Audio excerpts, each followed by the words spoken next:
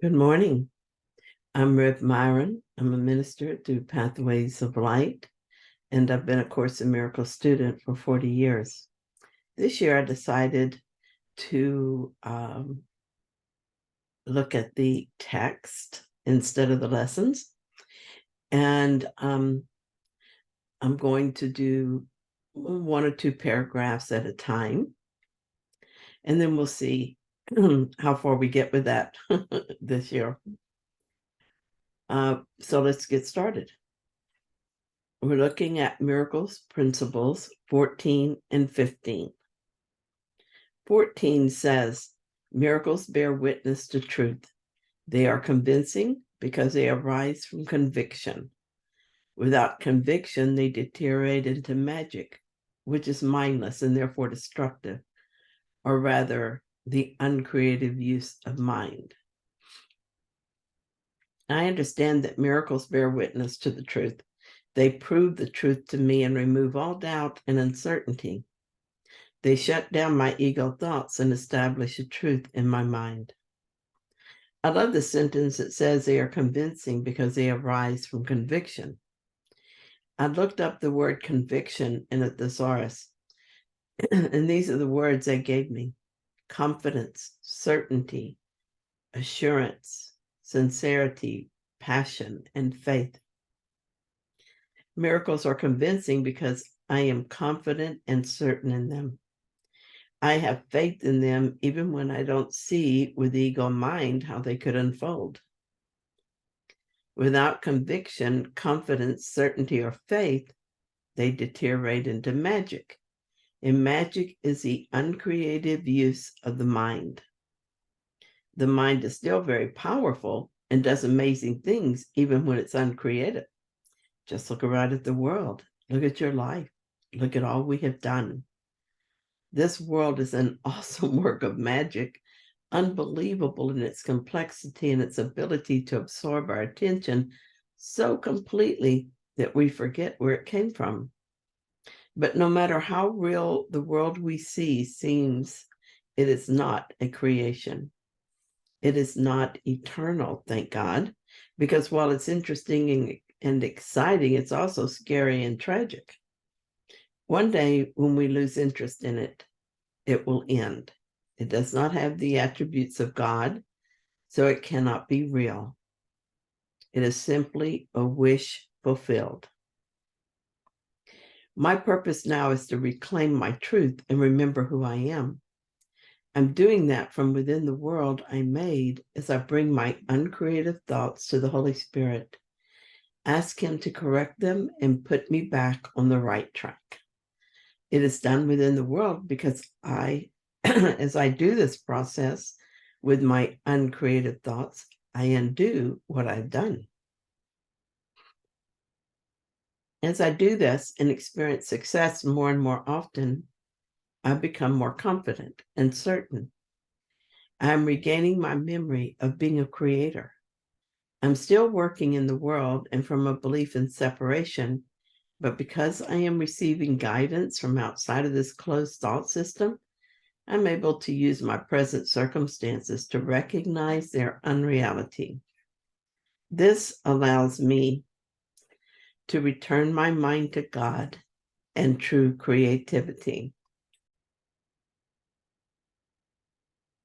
So let's look at Principle 15. Each day should be devoted to miracles. The purpose of time is to enable you to learn how to use time constructively. It is thus a teaching device and a means to an end.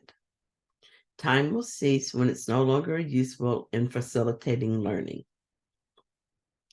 I admit that for a long time, A Course in Miracles was a part-time pursuit for me. I studied it for years, but the study was inconsistent and the practice even more so. It took a very long time for me to realize its value to me to the degree that I wanted daily study. It all began to change at the same time I discovered Pathways of Light and began their courses to be a minister. Looking back on it, it was like a switch had been thrown when I turned 50. It was like I'd been sleepwalking and someone suddenly woke me up. and I began to walk with purpose. I don't for a moment think this just happened or that anything in my life caused it to happen. It was simply time for me to accelerate my spiritual journey, and so I did. I made up stories to explain each step of the way, but that was after the fact, and it's just what the ego does. The stories are meaningless. Now, every day is devoted to miracles. This is a constructive use of my time, the only constructive use of my time. It doesn't matter what I seem to be doing. Miracles are the purpose. When I was working still and selling chemicals to my customers, it was my purpose. When I'm chatting with my daughter, I'm devoted to miracles. I'm always vigilant about my thoughts, so I quickly notice if I have fallen back into ego or am entertaining myself with ego chatter. I'm always aware of myself now as existing outside time and space, even though I feel like a body and feel what bodies feel. I'm cognizant of my actions and reactions and always willing for the healing of my mind. Gratitude fills my days, and when I'm not in gratitude, I'm asking for gratitude to return to my mind. I start every single day with the Holy Spirit. I call on his help all day long. Because I can't remember the last time I was depressed, happiness is my most consistent state. This is true even though I spent most of my life in a depressed state. I sometimes still see others as separate from me, but only temporarily.